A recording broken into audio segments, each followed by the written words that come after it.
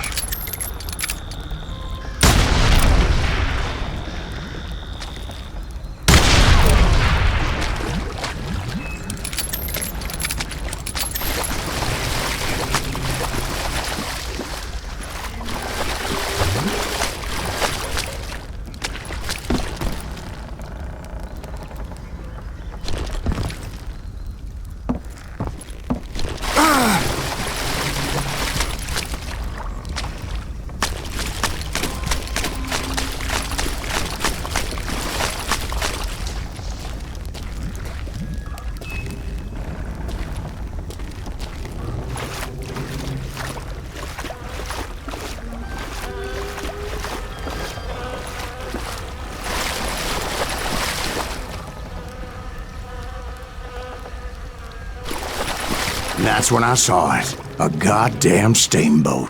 A steamboat? In a swamp? Yeah, Steve, but this wasn't much more than a wreck, really. But how'd a damn steamboat end up in the swamps? Yes, it floated off during the flood of '89. Now, was it a stern-wheeler or a side-wheeler? What? Does that really make a difference, Steve? It was a steamboat with a goddamn army on board. It was then that a fusillade of bullets come raining down from on high. Those vigilantes who accompanied me weren't anywhere to be found. But among those men that were shooting at me, I thought I saw some familiar faces.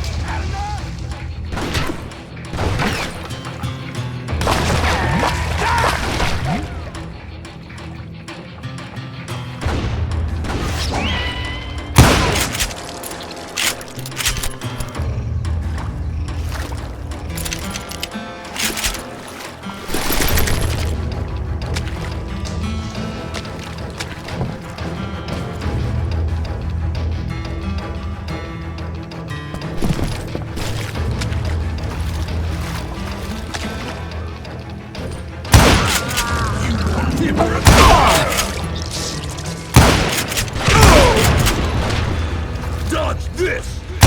Die, irritating bastard!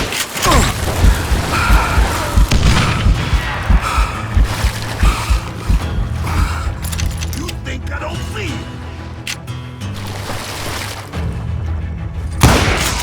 You maniac!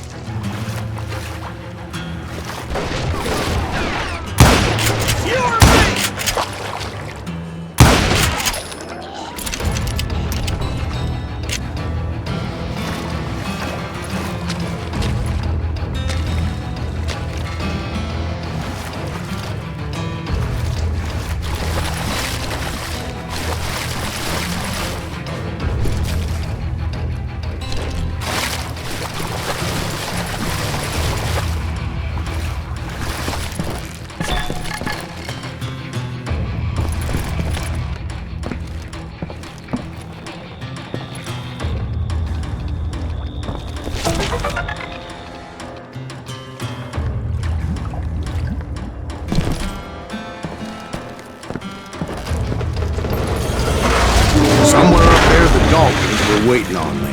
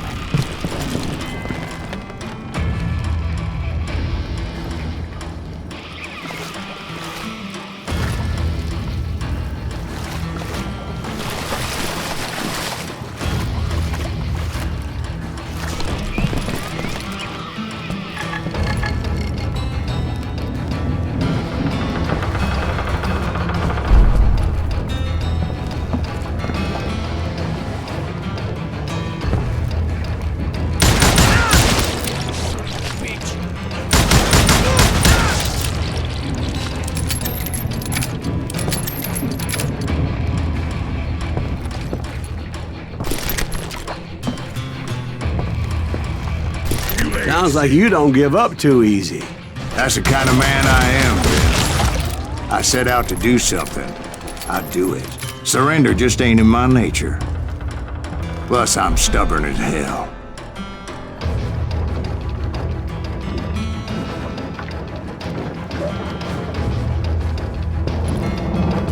That's right.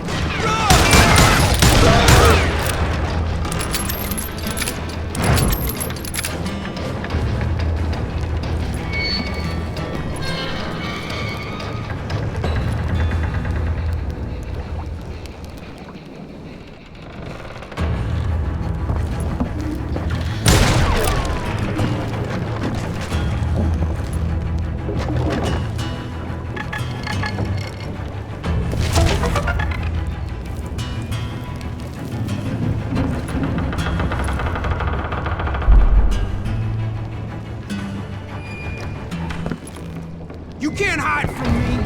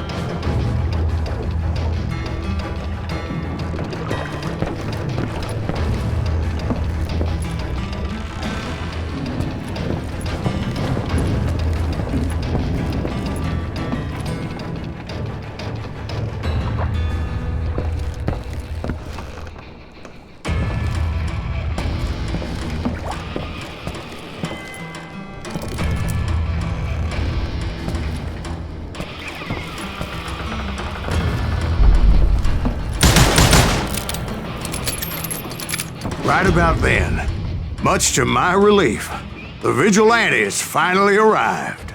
Their leader motioned at a cabin in the middle of the top deck, pointing me directly at the Daltons. I finally had them, after months of dogged pursuit. It turned out that they had me. Take him out! I'm sending you to hell!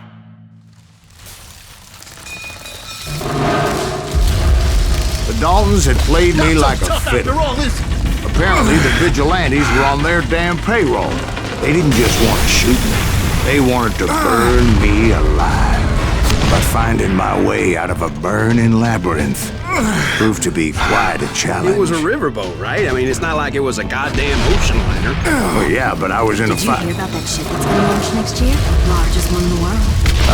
We're talking about the Titanic. If you ask me, it's too blessed big. I don't think it'll even So anyway... Don't be stupid, Steve. They know what they're doing. They say that the Titanic is unsinkable. Oh, God. But getting back to that steamboat, how'd you get off it, Mr. Greaves?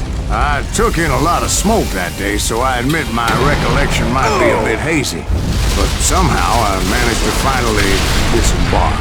I was coughing up smoke and pretty damn pissed. I was done playing games with those boys. It was time to settle this once and for all.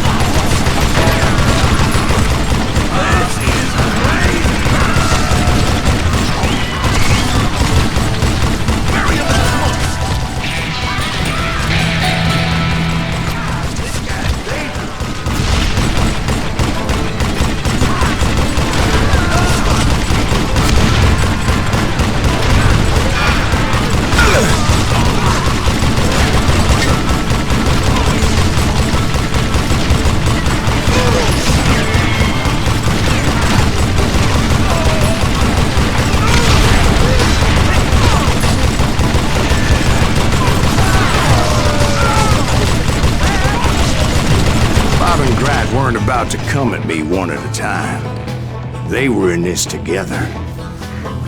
Two brothers side by side, determined to take me down. Confident that this time the odds were on their side.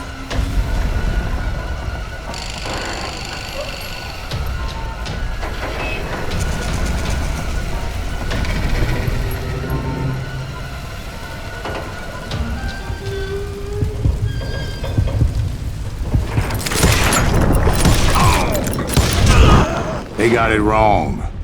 A sad end for those two. If they'd only known that Emmett was still alive despite his wounds. Paroled 14 years later, he moved to California and sold real estate and lived off the legend of that fateful day. And the tragic death of his two brothers.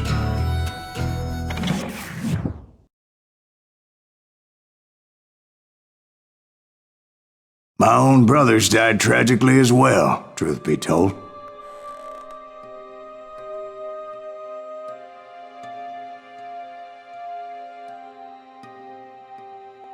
It was 1868, and me and my older brothers were pulling a tidy profit running cattle into Juarez, Mexico. One night after my brothers retired for the evening, I found a little poker game in a cantina with a couple of cowboys.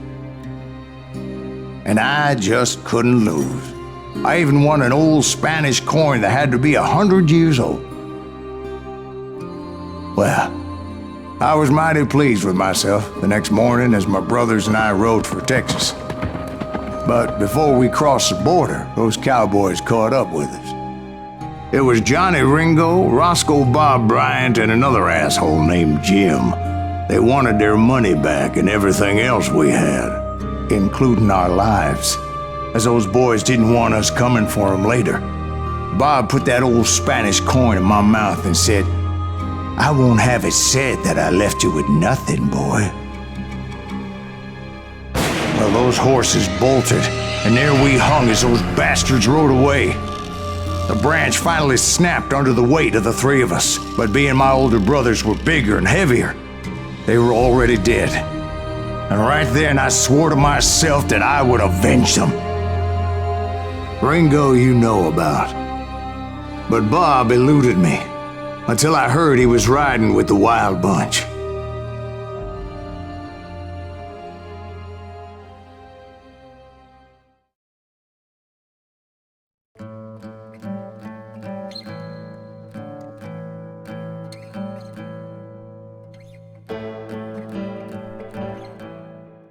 I'd been on their trail for months, ever since they left their hideout in the Bighorn Mountains. Led by Butch Cassidy, they were a loose association of outlaws who robbed banks and trains from Colorado to Montana. Among them was the Sundance Kid, and that murderous hombre I was tracking, Roscoe Bob Bryant. Were you a part of that giant Pinkerton posse after the Wild Bunch? No, boy. A circus like that would have slowed me down. Besides, I wanted Bryant all to myself. I'd heard about a large shipment of gold being transported to Wilcox, Wyoming on the Overland Flyer. I figured the Wild Bunch would likely hit such a treasure, and by God, I figured right.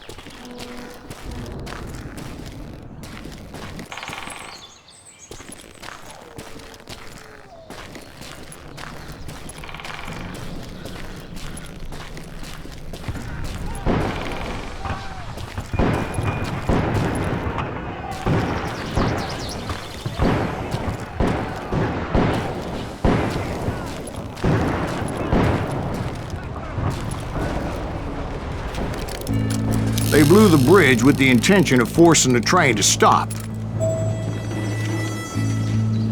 Well, I assumed the Wild Bunch was likely in the still intact part of the train high above, so I had no choice but to make my way up through the passenger cars dangling down.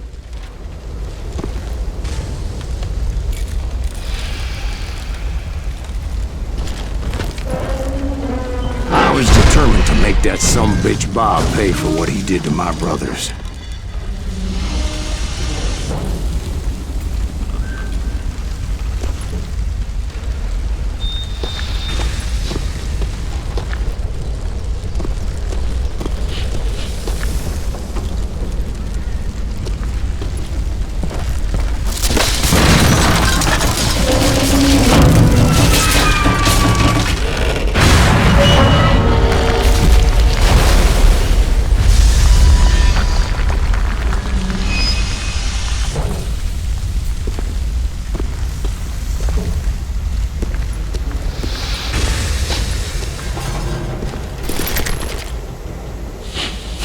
I found the device they used to blow the tracks, so I knew I was headed in the right direction.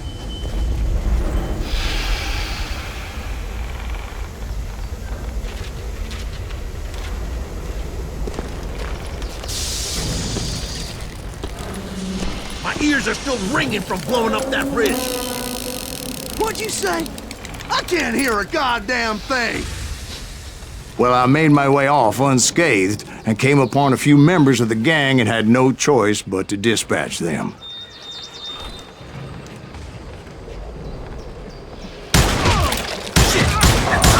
From there, I had to negotiate an even more precarious route.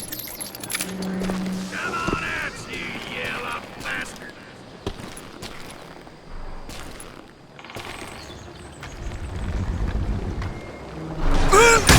But first, I would need to get my ass out of there.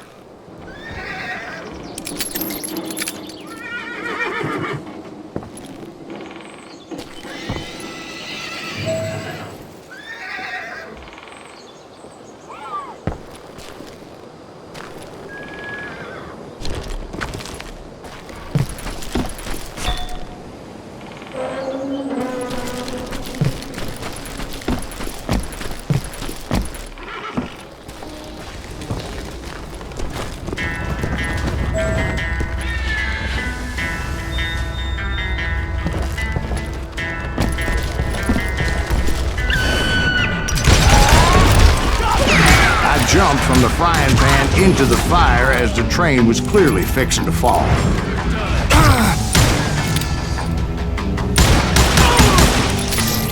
I had found the gang, but in order to find old Bob, I needed to fight my way forward past a whole passel of desperados.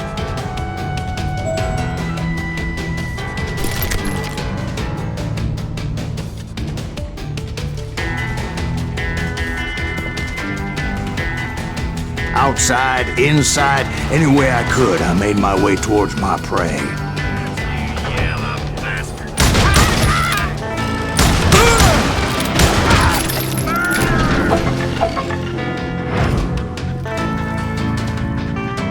You're dead!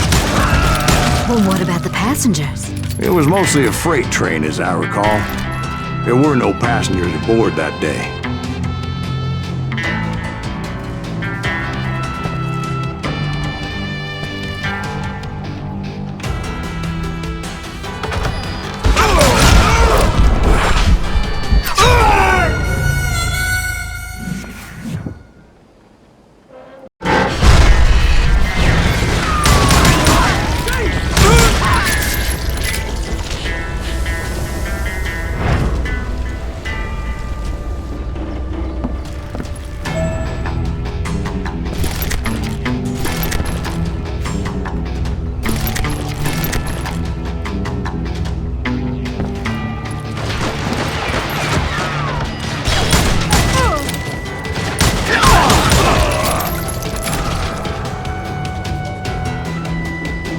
Show yourself! You maniac!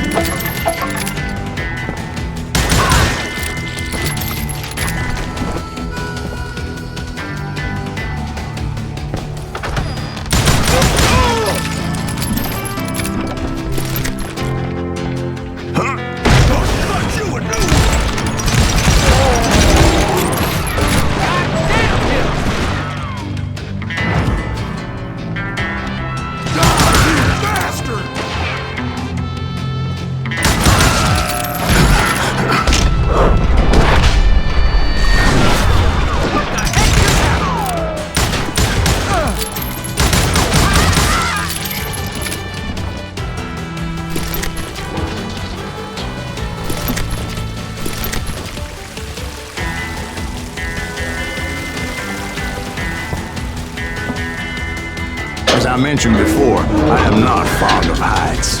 But I was too busy dodging bullets to worry about falling to my death.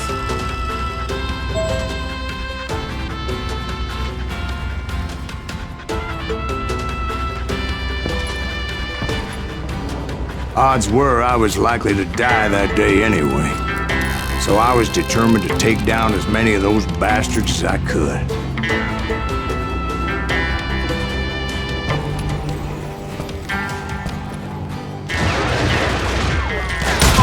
You maniac!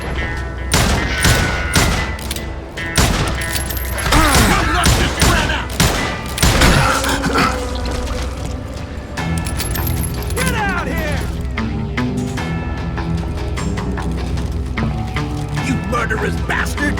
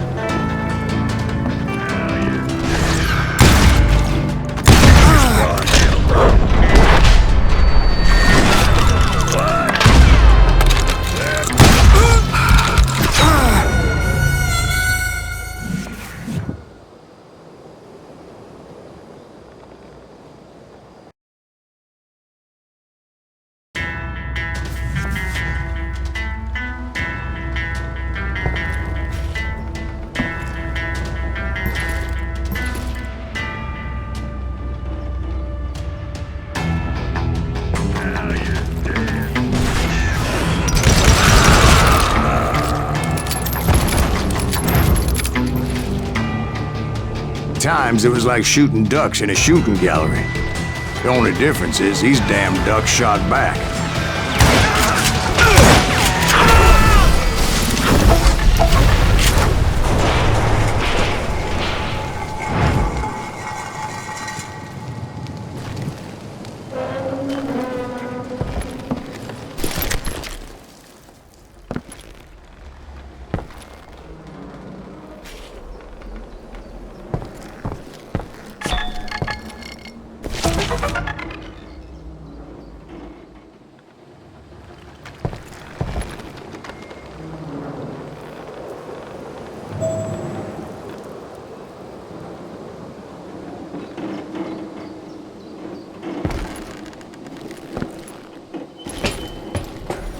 I kept hoping the law would show up and give me a You hand. mean like that giant Pinkerton posse that I read about?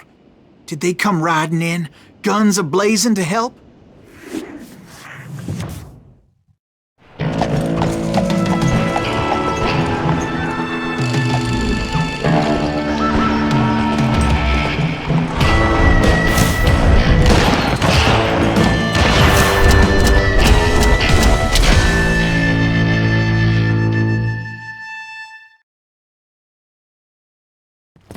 Help? From the Pinkertons? No, son. I had to fight the wild bunch all by my lonesome, as usual. Who the hell is that? Take down or he's mine! Take cover! Retreat! Retreat!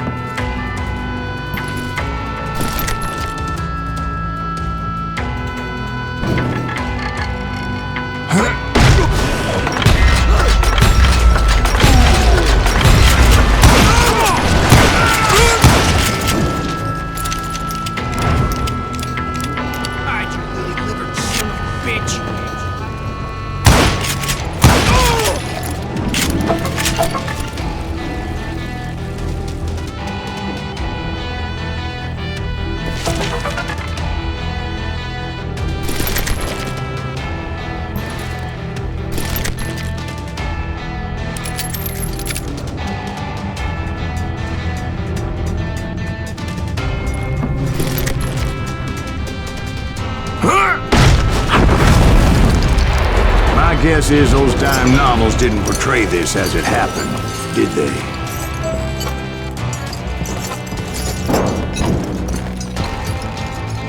Well, only a few stragglers were left, and I had to cut them down pronto if I was going to stay on old Bob's trails.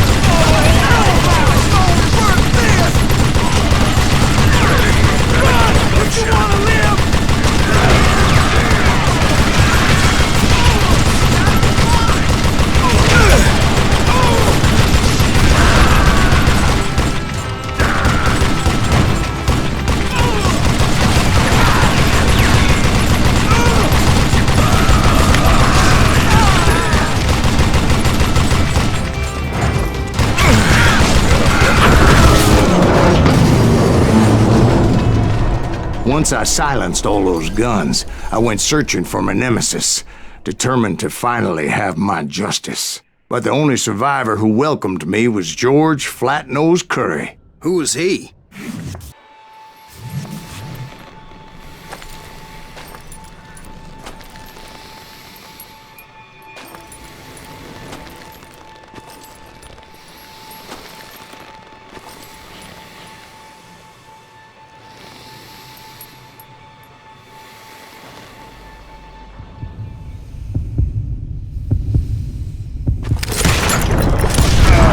On that very same day, Butch Cassidy and the Sundance Kid decided to leave the Wild Bunch behind and decamped for South America.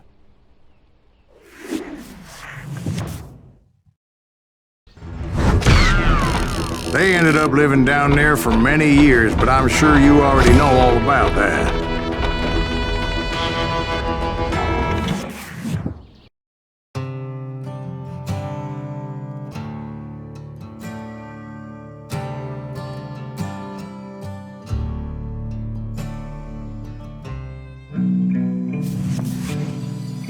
I tried to find Bob Bryant, but it was as if he'd disappeared.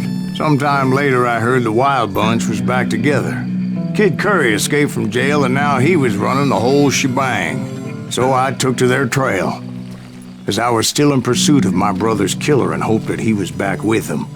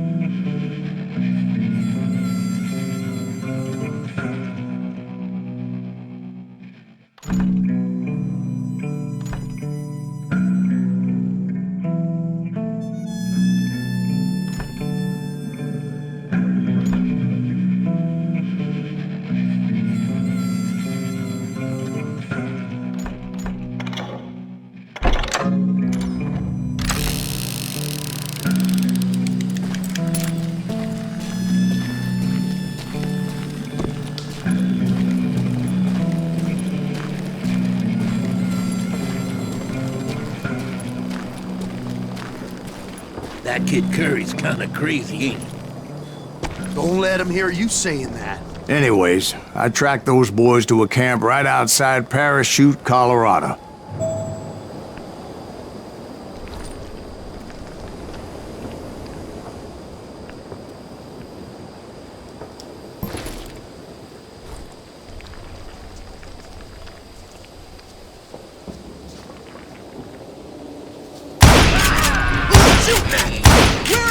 Being outnumbered, I didn't bother with a warning shot. I just started taking those bastards down.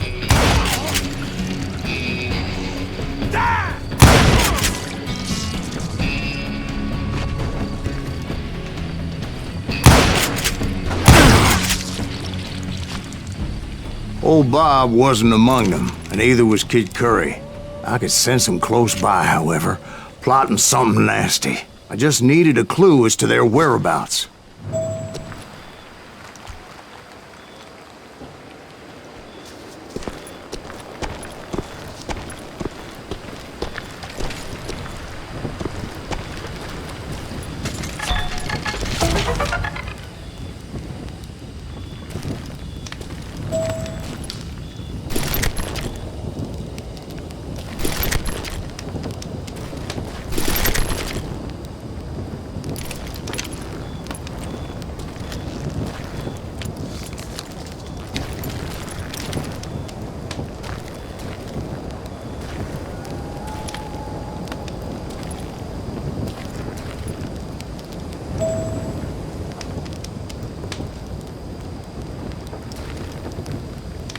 I found one.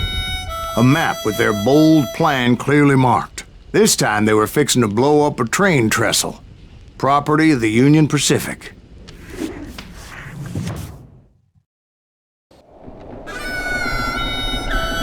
The plan clearly indicated how they were fixing to undermine several of the weakest wooden supports.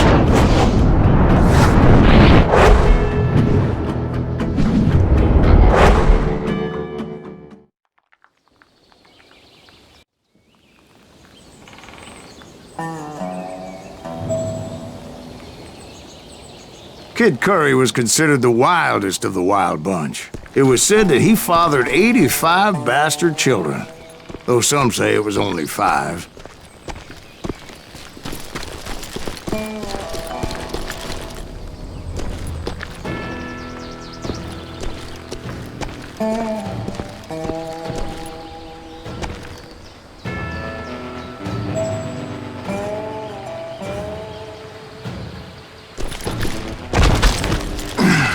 Kid Curry had bragged to a whore how he was gonna rob a train heading to the U.S. Mint in Denver. And that whore, Fat Sally, she told me.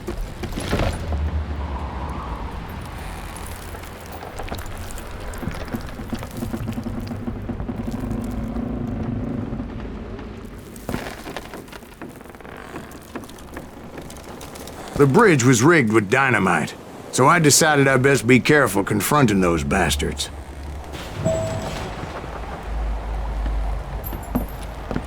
And I made it a point to remove any dynamite that I came across. Like I said, I made it a point to remove that dynamite. A moment later, I saw a ladder that somehow had escaped my attention. Don't worry, I know what I'm doing.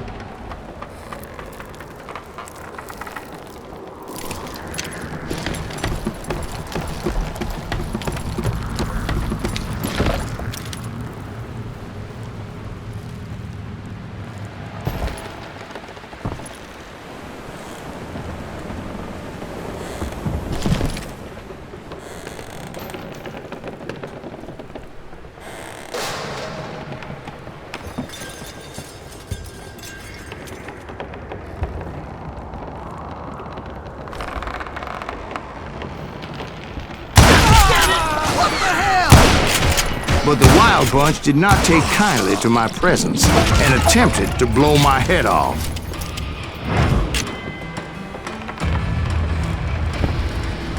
It appeared the kid had found a number of new recruits to bolster their ranks. Guess there's always desperate men willing to trade their lives for stolen treasure. Now you're really pissing me off! happened next? Well, having removed the first bundle of dynamite, I decided I might as well remove the other one.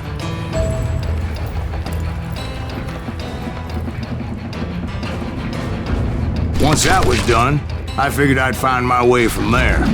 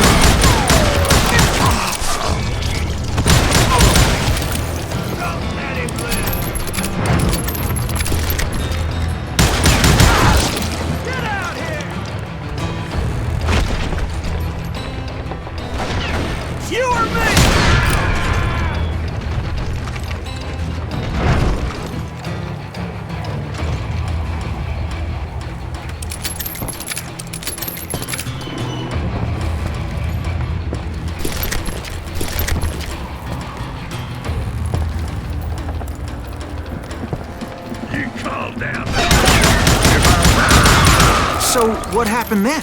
Had to remove more of that damn dynamite.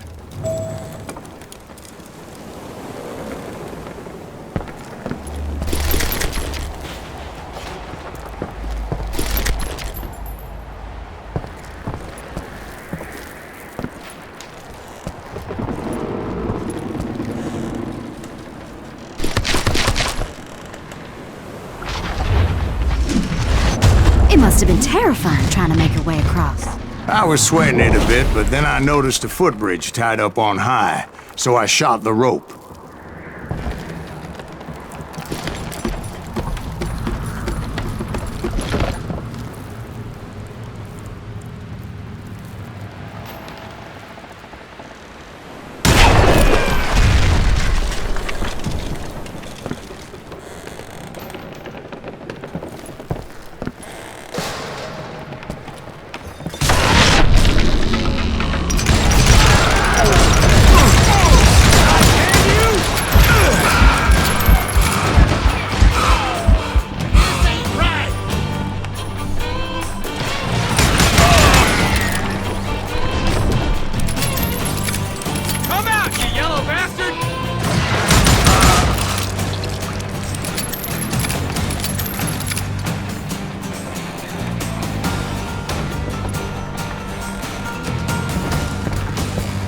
So that was all the dynamite? Funny you should mention that, darling. As actually there was a fourth charge impeding my progress.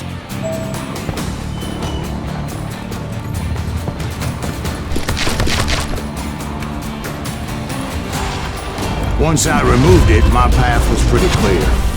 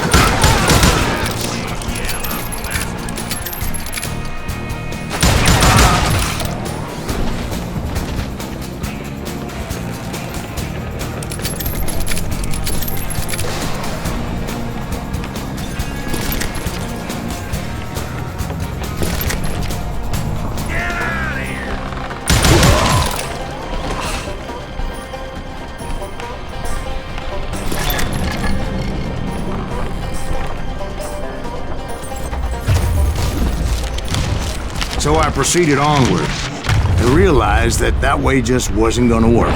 I needed an alternate path forward.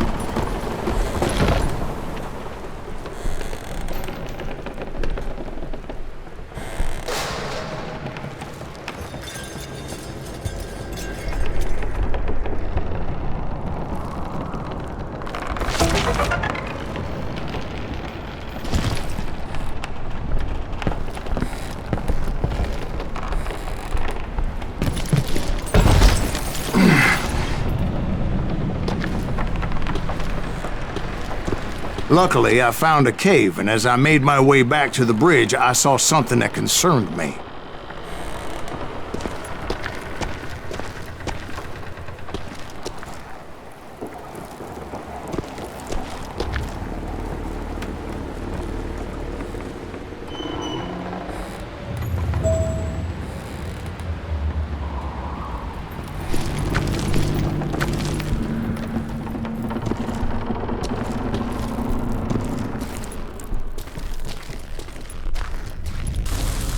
It was a long burning fuse, and it was moving fast as hell. I had to catch it.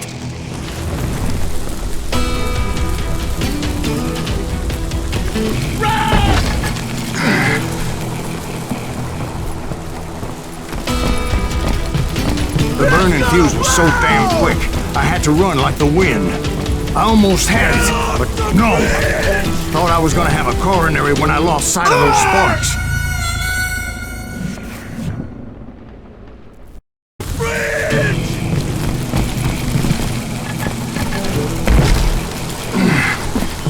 I knew that failure meant boom. Then, finally, at the last moment.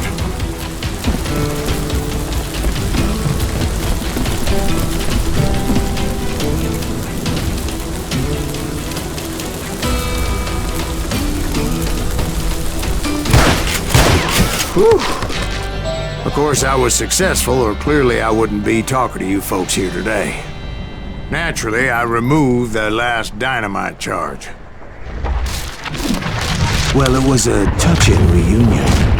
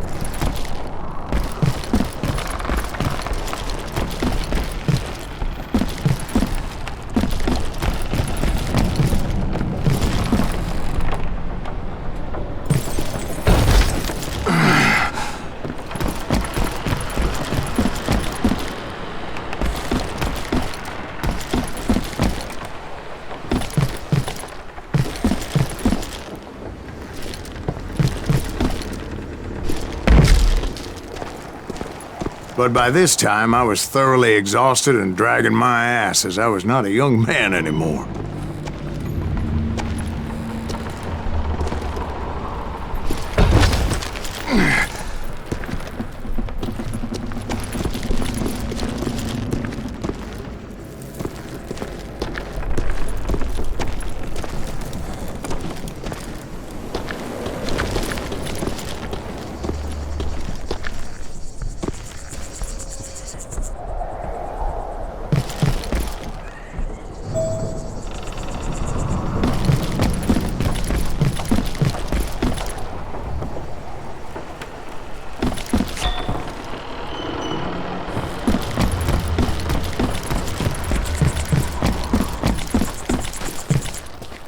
Kill that SUV!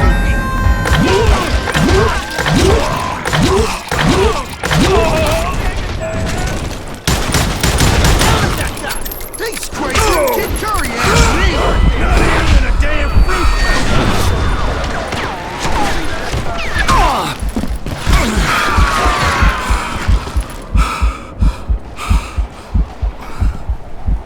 Let's see if that chicken can fly!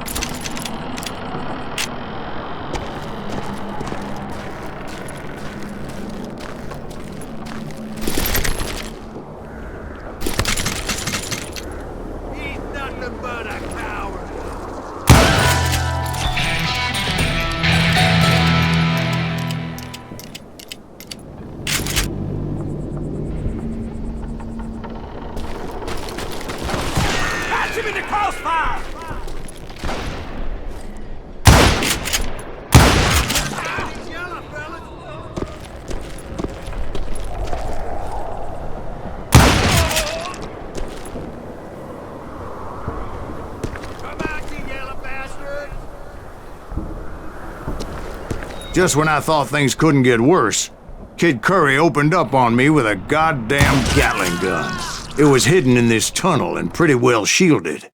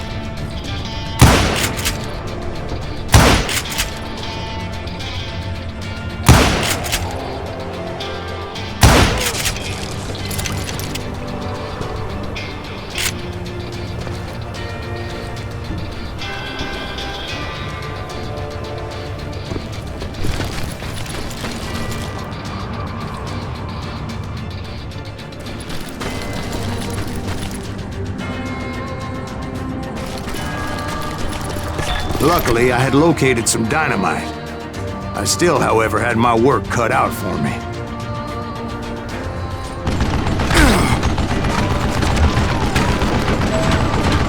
You know who I am?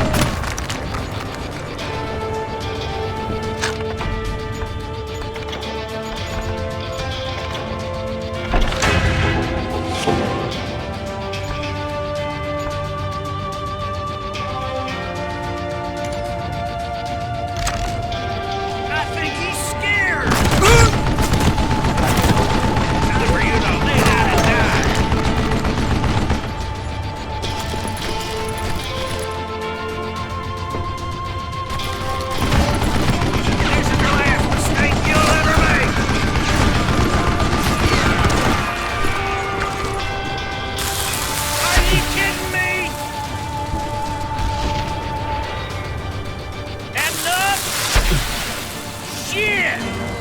God damn it, I need some help here! Come on, boys! Take this bitch out!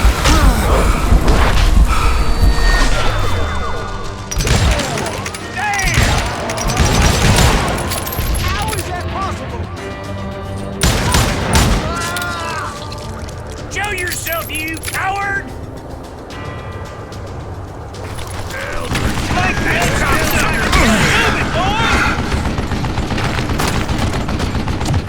stupid contraption! You can't beat me!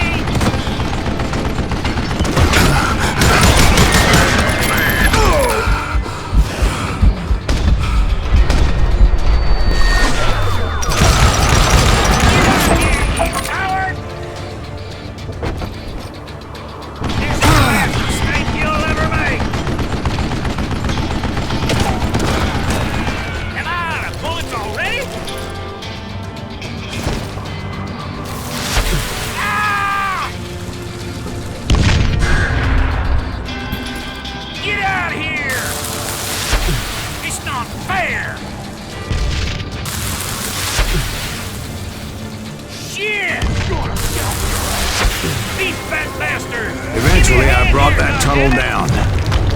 And that's when I met Kid Curry himself. He had decided to stop pussyfooting around and deal with me personally.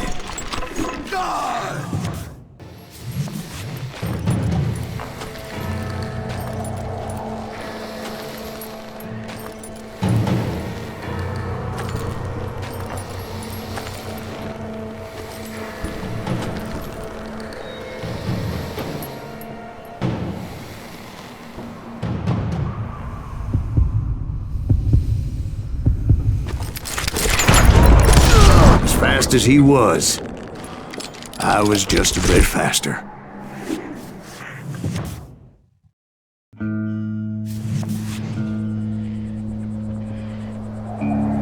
He shouted at me. "Is that what this is about? Bob went with Butch and Sundance to South America. You ain't never finding him."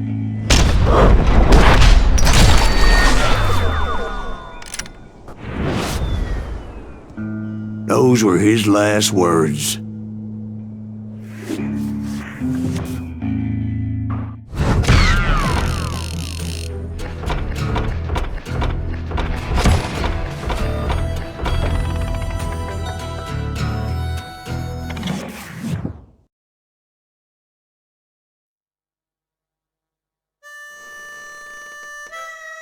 So, Bob Bryant got away? I knew I'd never find him in South America. What about the other killer? Yeah, you kinda glossed over that one. Well, I found Jim not long after my showdown with Ringo. At the time, he was riding with the James Younger gang. Did I neglect to mention that?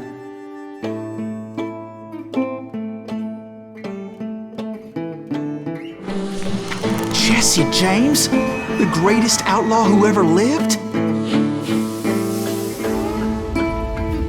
Jesse and his kin rode with Quantrill when he raided Lawrence, Kansas, and killed near 200 people, boy. Nothing great about that.